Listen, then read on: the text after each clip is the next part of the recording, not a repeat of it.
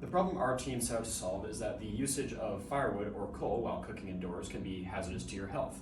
An alternative solution that we were assigned was to make briquettes out of excess sawdust or biomasses, byproducts of agricultural processes or manufacturing. These briquettes are smaller, denser, and lighter than coal or firewood, and they are much more readily available to produce. Some constraints for the machine itself are the size. It has to be small enough to fit on a small shop table, as you can see here. The budget was about $230. Our maximum power consumption was assigned to be about 120 volts of AC power and 15 amps of current. And most importantly, the briquettes could not be wet or crumbly.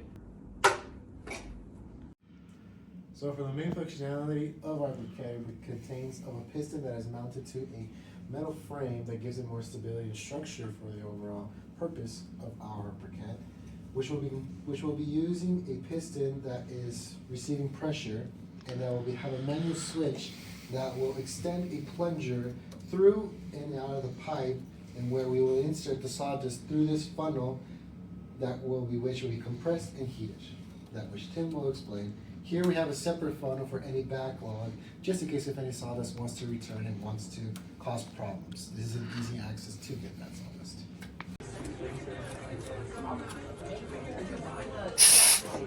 There we go. So when it comes to heating up the briquette, we have two heaters right here, 380 watts each, for a total of 760 watts. We have a thermocouple right here underneath the pipe clamp. This all gets fed into the black box. The black box has an Arduino and 2 relays. Within there, it can sense the temperature. When it gets too hot, it turns off the heating bands, and when it gets too cold, it turns back on the heating bands. We can monitor that over USB. And then after that, when this is getting pushed out, we have this pipe clamp here that can squeeze down our pipe. We can use a screwdriver here to adjust the clamping force to be able to fine tune the compression of the briquettes. And then coming out at the end of the funnel, we have our briquettes, which are nice and solid, nice and round, and really freaking solid.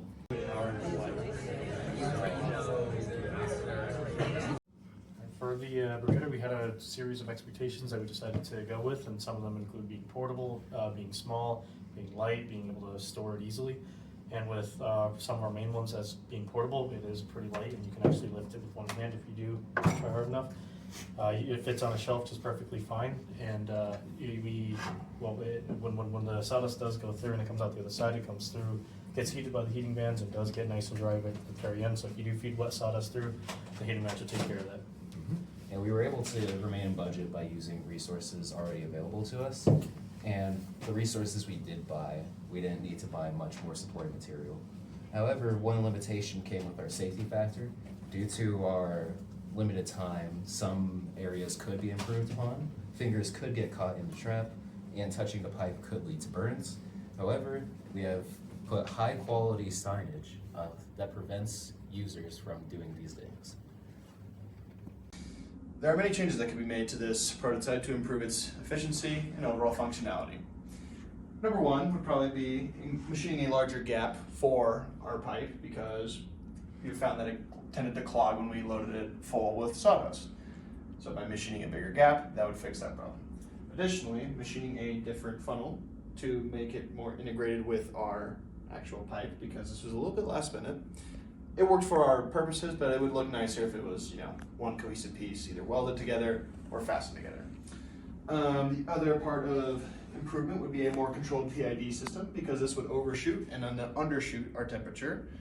So if we could better control that so that it stays at our hold temperature, that would be preferred.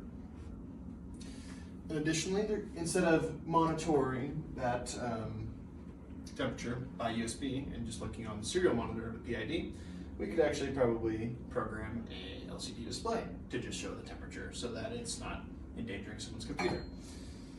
More thorough testing should be probably conducted to ensure that enough heat is being applied evenly to all the sawdust to perform that compression that we want and also that structure we want.